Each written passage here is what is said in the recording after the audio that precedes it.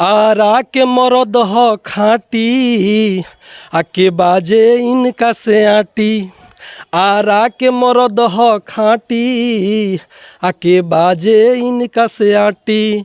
सुर सम्राट माँ सरस्वती के सुर सम्राट माँ सरस्वती के भवन हवे हो। आ भोजपुरी के डॉन भैया पौन हवे हो। चर्चा करके बहुत लोगों का खर्चा चलता है, किन लोगों का खर्चा चल रहा है? भोजपुरी के डॉन है। डॉन का मतलब है कि बादशाह है वो सुर के, इसमें कोई शक नहीं है। एक लाइन कहते हैं पवन सिंह की पावर एहिजा से शुरू होला, तो कैसन पावर के बात करते हैं? जलेबी ह ई खाजा ह मलाई ह ई भोजपुरी कि गीतवा के बदल जनी गाव तू गारी। गीतवा के बदल जनी गाव तू गारी। भोजपुरी के लाज रख हौवा बिहारी। भोजपुरी के लाज रख। नमस्कार, मैं हूं सिंह आदर्श। एक विवाद जो लगातार बिहार में चल रहा है, भोजपुरी कलाकारों का आपसी विवाद, उसमें पवन खेसारी का विवाद भी चलते रहता है। पवन सिंह एक बयान के वजह से आजकल चर्चा में भी है, खैर उससे हमें मतलब नहीं है। एक पूर्व सैनिक है अनुपम जी, फौजी की कलम से करके इनका पेज चलता है, लगातार रचनाएं इनका जो है वो सामने आ रहा है। ये एक्सक्लूसिव है हमारे पेज पे, चूँकि पवन सिंह के बड़े समर्थक खुद को बताते हैं, तो पवन सिंह पर इन्होंने कुछ लिखा है, तो उसको आइए सुनते हैं इनसे। सबसे पहले तो स्वागत है आपका। और पवन सिंह के फ़ैन हैं क्या आप? सबसे पहले तो आपके तमाम दर्शकों को हमारी तरफ से जय हिंद है, नमस्कार है। पवन सिंह के फ़ैन की बात नहीं है। फ़ैन कहने का अर्थ कि अच्छे को अच्छे तो अच्छा को अच्छा बोलना पड़ेगा ना। और ये खुद हम नहीं है, भोजपुरी के कई सिने अभिनेता कलाकार लोग बोले हैं कि जो पवन सिंह गा सकते हैं वो भोजपुरी में कोई नहीं गा सकता। तो हमने कहा तो क्या हो गया, और वाकई उसके हकदार हैं वो। नहीं तो कुछ लोग तो कह रहे हैं कि उम्र हो गया उनका। उम्र हो गया उनके लिए, उम्र गायकी के लिए उम्र नहीं है तो किसी को आजमा ले आकर के कि पवन सिंह क्या है ना। तो वो तो अभी भी 5 को नाच रहे हैं। भोजपुरी में सबसे बेहतर कौन है? भोजपुरी में बेहतर की बात, सबकी अलग अलग क्वालिटी है, लेकिन हमारी समझ से गायकी में पवन सिंह इज बेस्ट। चलिए, तो अब बातचीत हम लोग करेंगे, उससे पहले एक काम ये करते हैं कि आपने जो लिखा है वो सुना दीजिए। हमने लिखा है पवन जी के लिए, चूँकि हम लोग बचपन से ही उनके फ़ैन रहे हैं कि हमनी के छोड़ के नगरिया नु होका हमा जैबू ए माँ। ये गीत हमने सुना है, कोई भी सुनेगा तो फ़ैन हो जाएगा। तो हमने लिखा था कि आरा के मरद ह खाटी आ के बाजे इनका से आटी। आरा के मरद ह खाटी आ के बाजे इनका से आटी। सुर सम्राट माँ सरस्वती के सुर सम्राट माँ सरस्वती के भवन हवे हो। आ भोजपुरी के डॉन भैया पौन हवे हो। भोजपुरी के डॉन भैया पवन हवे हो। पावर स्टार के पगड़िया पहिन के, वो पावर स्टार हैं भाई भोजपुरी के। पावर स्टार के पगड़िया पहिन के आ हिट सुपर हिट देले गाना गिन गिन के। आ उनका नाम के बाँट के परचा, उनका नाम के बाँट के परचा, कतना लोग के चले खर्चा। अच्छा, पूजा पाठ भोजपुरी के, पूजा पाठ भोजपुरी के उहे हवन हवे हो। आ भोजपुरी के डॉन भैया पवन हवे हो। भोजपुरी के डॉन भैया पवन हवे हो। कैसे उगाते हैं कि सुर के सिन्होरा से जब निकले लतान रे, आ सोशल मीडिया पर उठेला तूफान रे। अरे व्यूज बढ़े जस बाढ़ के पानी, 100 मिलियन तक फाने छानी। व्यूज बढ़े जस बाढ़ के पानी, 100 मिलियन तक फाने छानी।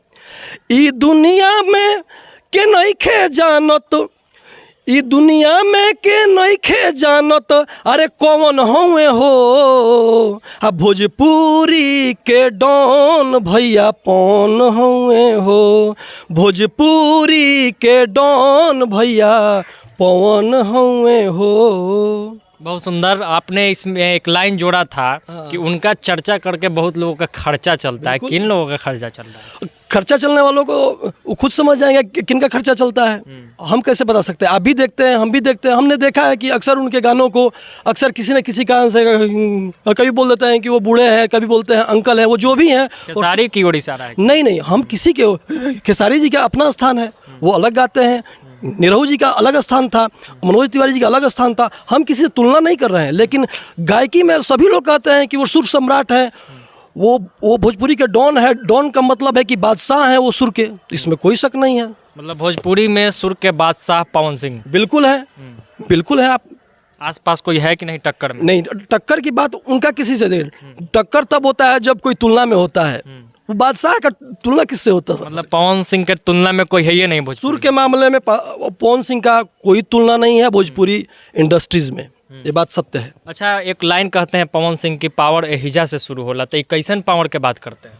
वही पावर की बात करते हैं। जैसा मैंने आपको कहा कि पावर स्टार के पगड़िया पहन के, भोजपुरी का पावर स्टार का पगड़ी वो पवन सिंह के माथे पर है, और वो जब तक रहेंगे तब तक रहेगा। अच्छा, एक और इसमें कुछ आपने लाइन हमें बताया था जी, जो फिर से एक बार सुना दीजिए कि डॉन हुए पवन सिंह, तो कैसन डॉन हुए?